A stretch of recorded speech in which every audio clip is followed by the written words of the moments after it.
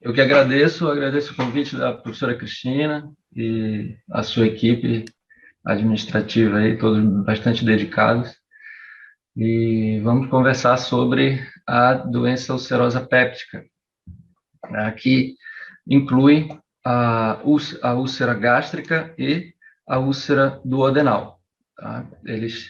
Elas têm uma incidência de 500 mil novos casos ano e de 4 milhões de recidivas nos Estados Unidos. Tá? No Brasil, a gente tem poucas estatísticas em relação a isso. Há uma redução da incidência nas últimas décadas, especialmente relacionada à identificação e tratamento do Helicobacter pylori. A úlcera gástrica ela é mais prevalente do que a úlcera duodenal em países da Ásia, e ela é mais frequente no antro, na pequena curvatura do antro. Já a úlcera duodenal, em países ocidentais, ela predomina em relação às úlceras gástricas e é predominantemente do bulbo duodenal. A gente pode observar aqui abaixo, nas pizzas, e que a infecção pelo Helicobacter pylori é a principal etiologia, e junto com os anti-inflamatórios e o uso de AS, predominam aí como praticamente a totalidade dos casos de úlcera gastroduodenal. Com relação às complicações, a gente tem 3 complicações principais da doença ulcerosa péptica: a hemorragia digestiva alta, não varicosa, as perfurações e as obstruções. A metade das hemorragias digestivas altas estão relacionadas à doença ulcerosa péptica. E a hemorragia digestiva é a principal dessas 3 complicações, é a mais incidente, em torno de 15% a 20%. E o sangramento ocorre mais em úlceras duodenais, com uma mortalidade em torno de 5% a 10%. Com relação às perfurações, embora menos frequentes, elas têm uma proporção maior dos óbitos. Tá? 2/3 dos óbitos por doença ulcerosa péptica estão relacionados à complicação perfuração. Ela ocorre principalmente na pequena curvatura do antro, quando no estômago, e na parede anterior do bulbo duodenal, quando a úlcera é duodenal. Além do anti-inflamatório, o tabagismo tem um papel importante aí como estimulante desse tipo de complicação. E uma outra a complicação da úlcera gastrodenal é a obstrução, né, em torno de 2% ou menos dos casos, e ela está relacionada a edema no quadro agudo ou no quadro mais tardio, a fibrose cicatricial, que pode precisar de tratamento endoscópico e ou cirúrgico para a resolução das obstruções.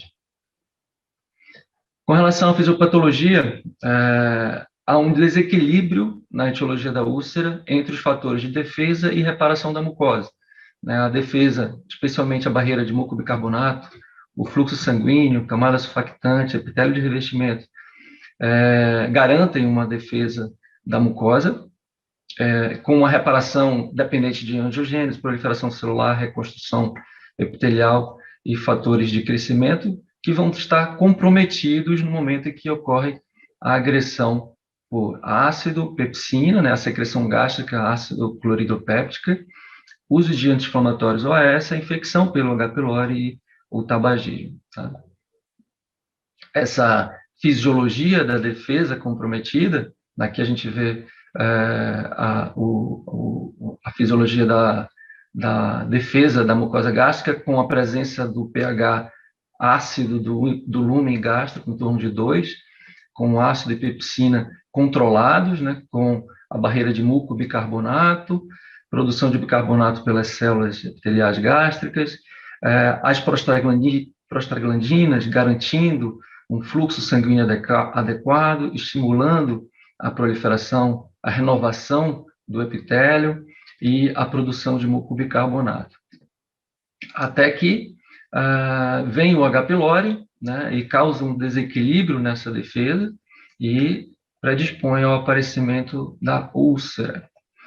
O conceito que se tinha, né, o aforismo antigo, era de que já desde lá de 1910, em que o conceito era que se não havia ácido, não havia úlcera.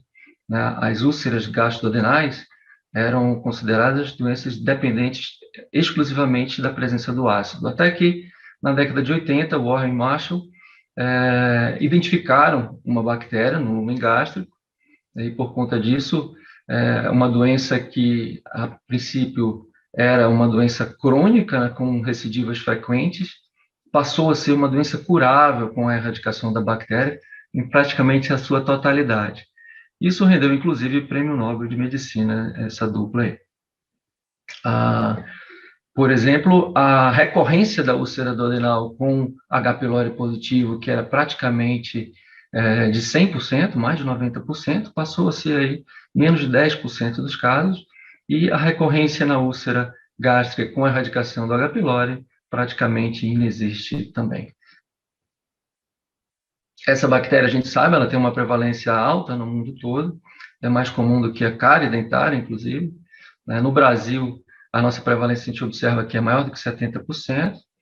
Tem trabalho aqui em Manaus, ainda na década de 90, mostrando uma prevalência de entre 60% e 70% da população contaminada pelo Helicobacter pylori. Posteriormente, ela foi relacionada a outras doenças, além das úlceras gastrodenais, né, linfoma malte, as gastrites, atrofia gástrica e também um fator de risco reconhecido para o adenocarcinoma gástrico. Na etiologia da úlcera, é interessante a etiopatogenia do conceito atual da úlcera duodenal.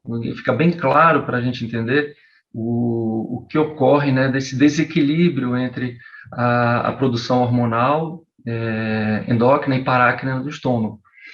Há uma redução da somatostatina, que é uma substância que inibe a secreção ácida, e um aumento da produção de gastrina, que estimula a secreção ácida. Então, a gastrite antral, inicialmente, com a presença do Helicobacter pylori no antro, levando a esse desequilíbrio, maior oferta, maior produção de ácido clorídrico e pepsina, levando a alteração na mucosa do bulbo duodenal, com formação de metaplasia gástrica, que predispõe à colonização da bactéria também no bulbo duodenal, levando a mais processo inflamatório no bulbo, ocasionando aí o aparecimento da úlcera duodenal.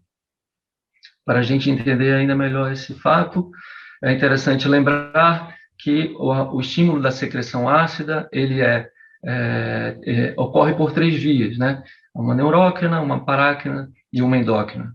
A neurócrina, dependente do estímulo vagal, com produção de acetilcolina, que há estímulo da produção na célula parietal diretamente, há estímulo da produção das células enterocromafin-like, com produção de histamina, que também estimulam a secreção ácida na célula parietal, e a acetilcolina via vagal também estimula lá no antro as células G a produzir gastrina, que é um estímulo também para a produção de mais histamina e também estimula a célula parietal.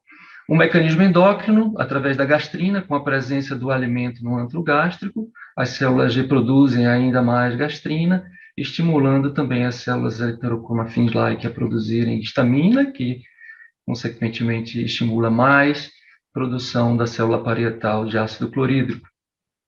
E a gastrina estimula também diretamente a produção da célula parietal.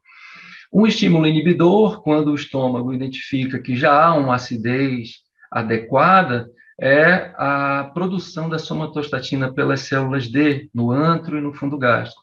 Elas têm um feedback negativo para produção ácida, inibindo aí a secreção na célula parietal, inibindo o estímulo à produção de histamina na célula enterocromafin-like e inibindo a produção de gastrina nas células G, produtoras de gastrina.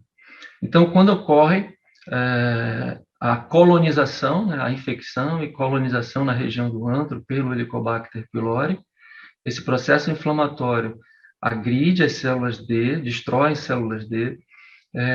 O Helicobacter pylori, ele tem a característica de produzir uma nuvem de amônia, que é uma substância alcalina, e dá a impressão para a célula D que, né, ela não precisa inibir a secreção ácida. Né? Então, você perde esse mecanismo de inibição de secreção e as células G persistem produtoras de gastrina. Esse estímulo da gastrina estimula ainda mais produção de histamina e estimula diretamente mais produção de ácido clorídrico na célula parietal. Esse estímulo persistente leva a hiperplasia e hipertrofia de células enterocromafins-like, maior quantidade de células parietais também, levando a mais produção de ácido, um estado que a gente chama de hipercloridria, associado à hipergastrinemia, características dos pacientes com úlceras duodenais. Esse excesso de ácido clorídrico chega no bulbo duodenal, numa quantidade bem maior do que a fisiológica, causando alterações na mucosa duodenal. Isso ocasiona a formação da metaplasia gástrica, né, mudança da célula do epitélio duodenal para um padrão de célula gástrica, e que vai facilitar a colonização, inclusive, do Helicobacter pylori nessa mucosa metaplásica do bulbo duodenal, o que leva mais processo inflamatório ao bulbo duodenal, além do já ocasionado pela hipercloridria, e, em última análise, levando à formação da úlcera do bulbo duodenal.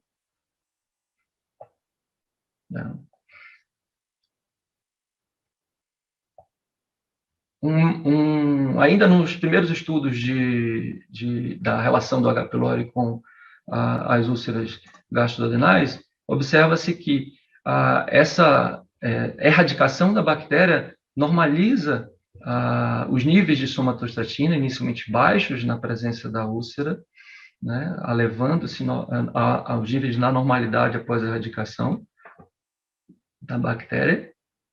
E,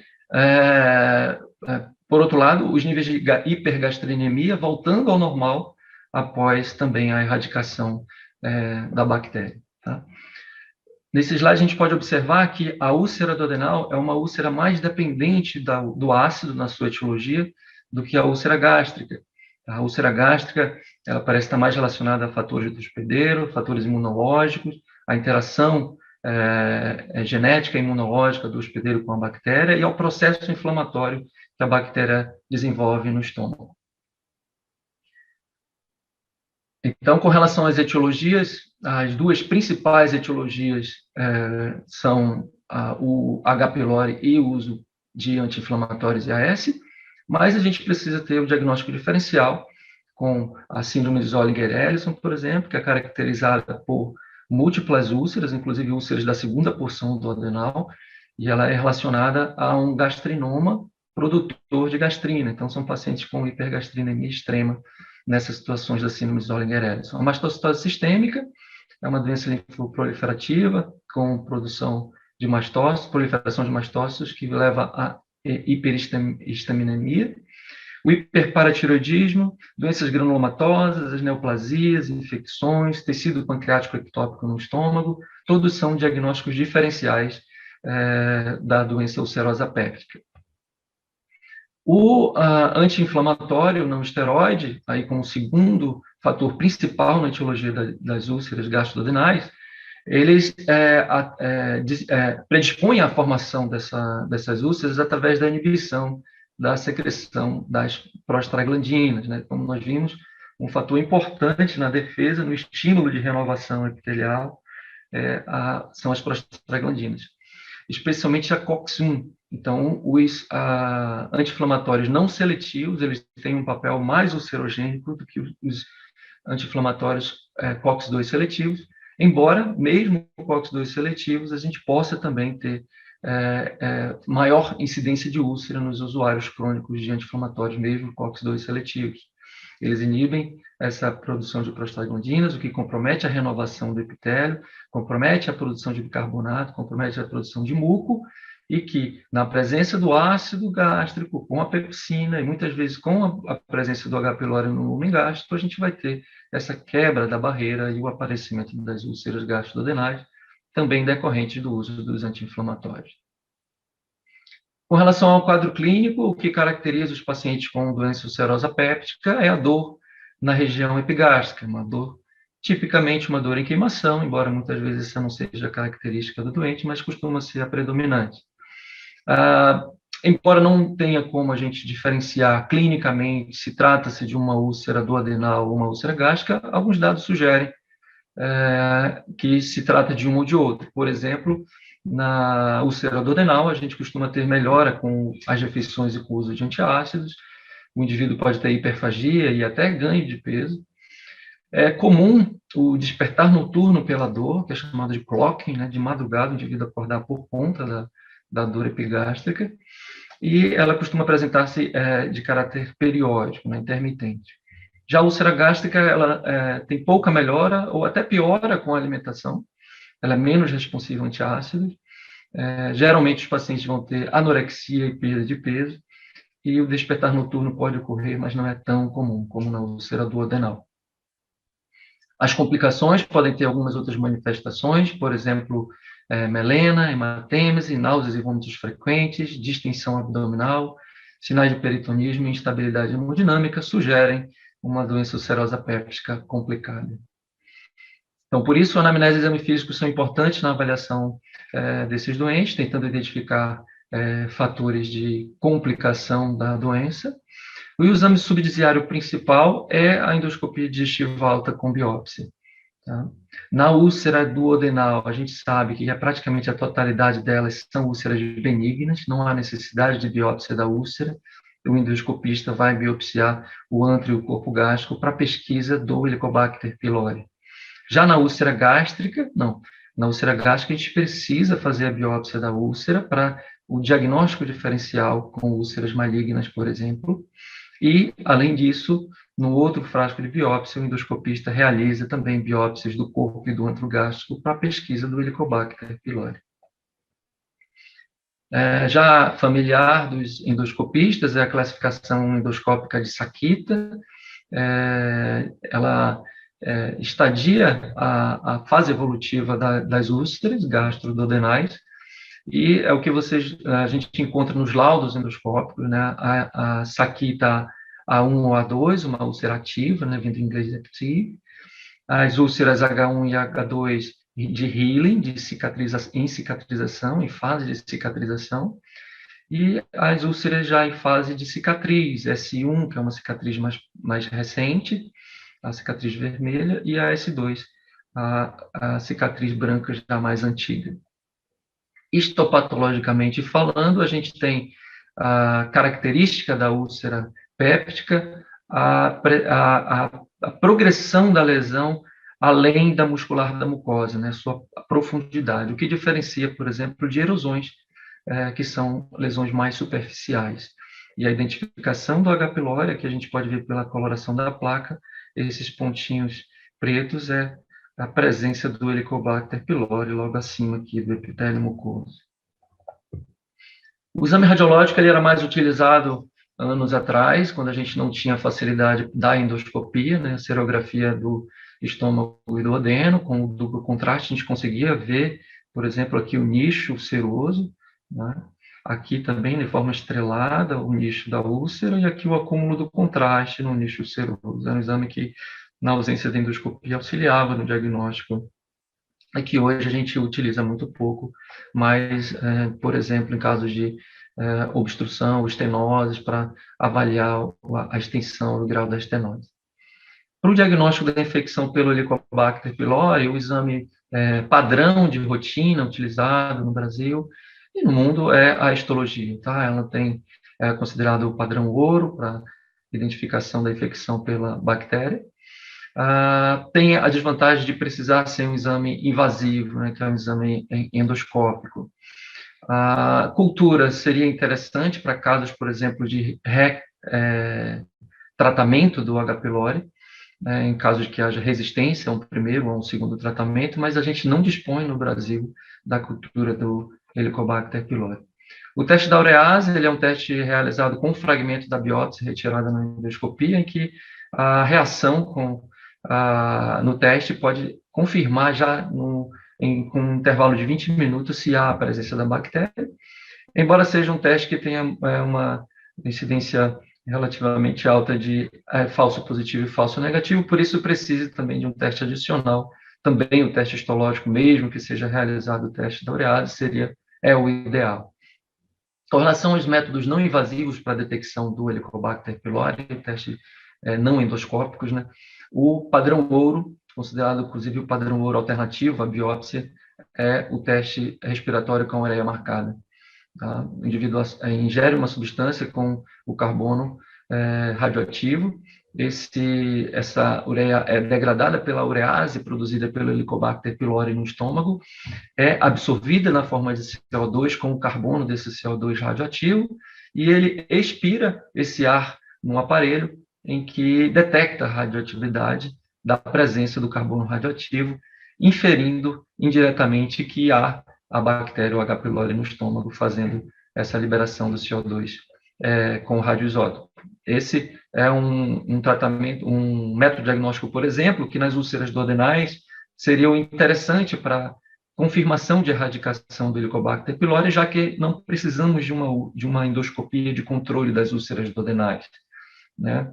Mas no nosso meio nós não temos esse teste respiratório, já tivemos alguns anos atrás, mas temos dificuldade de liberação do radioisótopo no Brasil, o que tem impedido as clínicas aí de disponibilizarem esse teste, exceto em alguns centros de pesquisa. A pesquisa do antígeno fecal tem uma acurácia um pouco menor do que o teste respiratório e o histológico, mas seria uma alternativa, embora tenha um custo alto e pouco disponível também nos laboratórios. Há uma época, eu cheguei a ver, ela estava praticamente o custo de uma endoscopia aqui em Manaus. E mais recentemente, não consegui identificar um laboratório que estivesse realizando o teste. A sorologia é um método mais importante para estudos epidemiológicos, né, para identificar indivíduos que a prevalência da bactéria em determinadas populações. Ela tem uma sensibilidade, especificidade ainda menores do que os outros métodos, tá? E ela não serve para controle de tratamento. Por quê?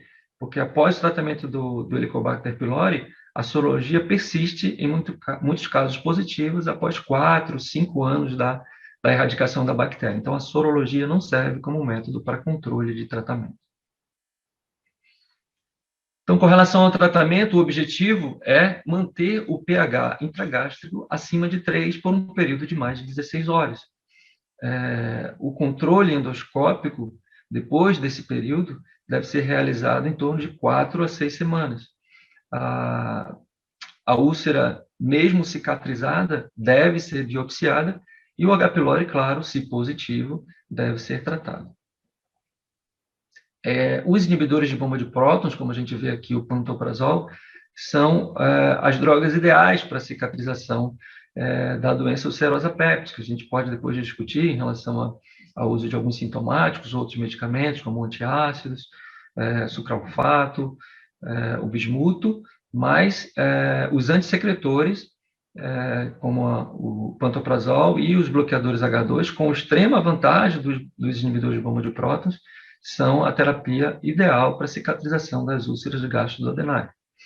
E nós temos uma gama desses inibidores de bomba de prótons disponíveis no mercado, e a dose ideal para início de tratamento é a chamada dose plena, tá? E, eventualmente, quando a gente não consegue a cicatrização das úlceras nessa situação, a sugestão é que se dobre a dose ou se troque o inibidor de bomba para tentativa de cicatrização das úlceras. O tratamento do Helicobacter pylori, padrão pelo último consenso brasileiro de 2018, é a associação de inibidor de bomba claritromicina e amoxicilina. Esse tratamento ele foi estendido, foi dobrado na realidade o seu período, de 7 para 14 dias, nesse último consenso de 2018, porque as taxas de resistência do H. pylori estavam já próximas do que a OMS considera como limítrofe, em torno de 15% a 20% na população do país. Por conta disso, o consenso definiu que haveria um aumento da dose do inibidor de bomba de prótons, seria aquela dose plena dobrada, 12 em 12 horas, e por um período de não mais 7 dias, mas 14 dias, para tentar aproximar essa taxa de erradicação mais para 90%. A claritromicina e a amoxicilina, utilizadas associadas com o inibidor de bomba de prótons, são o tratamento de primeira linha para a erradicação do H. pylori no Brasil.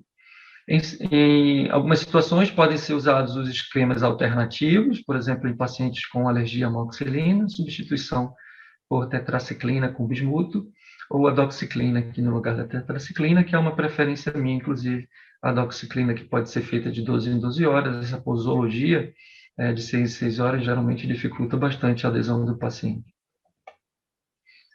Já na incidência de resistência, no primeiro tratamento do H. pylori, o tratamento convencional de segunda linha mais usado, inclusive porque temos um kit comercial disponível, é a troca da claritromicina, que é o antibiótico que mais tem resistência, pela levofloxacina, também associada à amoxicilina, com a mesma dose dobrada de inibidor de bomba de prótons e por um período de 10 a 14 dias.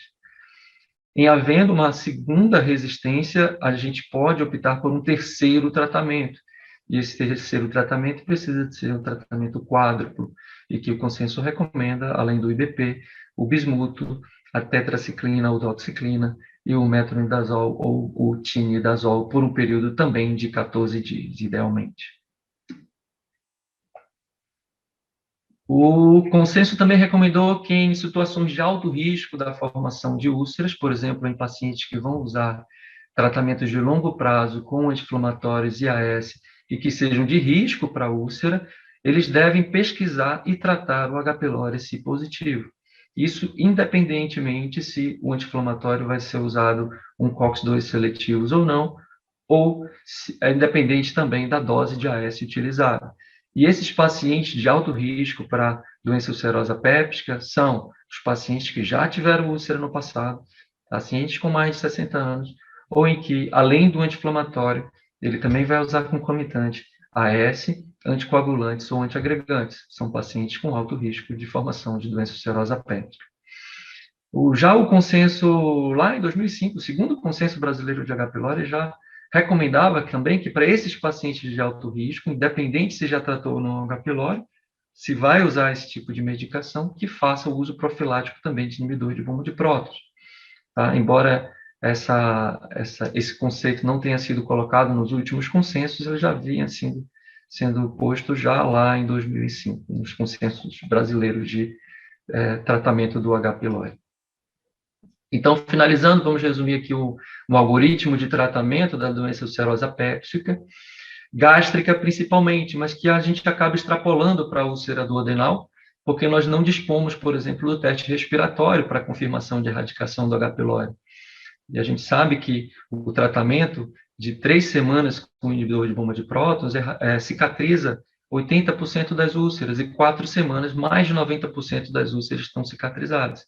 Então, a ideia é que com 4 a 6 semanas de tratamento antissecretor, a endoscopia digestiva confirme a cicatrização da úlcera gástrica, e se essa úlcera ainda tem uma cicatriz, por exemplo, ela deve ser biopsiada também. O antro e o corpo gástrico são biopsiados novamente para confirmação de erradicação do Helicobacter pylori. Se nessa endoscopia de controle houve cicatrização e resolução da úlcera, ótimo. Se houve erradicação do H. pylori, perfeito. Doença ulcerosa péptica resolvida. Se houve uma cicatrização boa, mas ainda parcial, a ideia é prolongar o tratamento com inibidor de bomba e uma reavaliação endoscópica. Ou se a cicatrização foi inferior ao ideal, de pelo menos 50% nesse período de 4 a 6 semanas, a ideia seria trocar ou dobrar a dose de inibidor de bomba de prótons com uma reavaliação endoscópica. Se na reavaliação endoscópica ainda há presença da úlcera, a ideia é avaliar o algoritmo de refratariedade e, em persistindo, considerar até um tratamento cirúrgico, que hoje é uma indicação bastante restrita, o tratamento cirúrgico das úlceras gastroduodenais. Com relação a essas hipóteses de úlceras refratárias ou recorrentes, a gente deve considerar como fatores de risco o tabagismo, o alcoolismo, o estresse e o uso de anti-inflamatórios, e até a não aderência do paciente ao uso da medicação.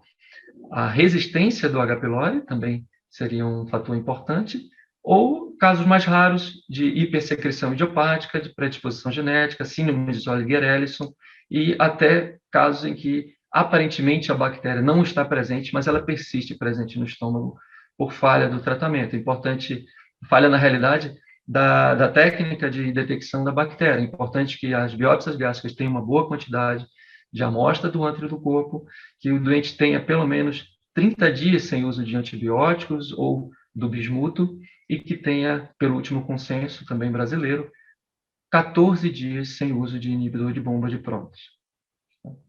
Acho que era isso. Eu agradeço novamente o convite e fico à disposição aí se a gente ainda tiver tempo para alguma pergunta aí, professora. Ricardo, obrigada. Excelente a explanação, né? Bem atual, bem didática. Ricardo, tem uma perguntinha aqui. A pergunta é se... Eu acho que acabou, eu li, acabou... Ah, tá aqui. A Mara pergunta se a dose cheia de BP seria a dose plena de 12 em 12 ou seria meia dose de 12 em 12 no Tá, total. dose plena é a dose uma vez ao dia, a gente não precisa fracionar, tá? Poucos trabalhos que avaliaram o fracionamento da dose plena não mostraram diferença. Então, você pode fazer 40 miligramas de omeprazol uma vez, pode fazer 40 miligramas de esomeprazol uma vez ao dia, 40 miligramas de pantoprazol uma vez ao dia. Não há necessidade de fracionamento. Quando a gente vai usar a dose dobrada, aí sim, a gente acaba usando 40-40, né? Essa dose plena 2 vezes. Certo. Tem uma outra pergunta que a resposta também é bem objetiva, Ricardo, é que em relação ao IBP, durante os 14 dias do tratamento do H. pylori, eu faço uso durante ou após esses 14 dias? O uso do IBP, ele precisa ser usado durante o uso dos antibióticos, tá? Ele tem um efeito importante na erradicação da bactéria, ela disponibiliza mais antibiótico, ele altera o meio que a bactéria gosta da acidez, então isso facilita a ação antimicrobiana também. Então, ele precisa ser usado nos 14 dias do tratamento, e para cicatrização, como a gente viu, são 4 a 6 semanas. Então, a gente mantém, depois dos 14 dias de antibióticos, o IBP por pelo menos mais 2 semanas só o IBP isoladamente, para a cicatrização da doença ulcerosa daí. Excelente.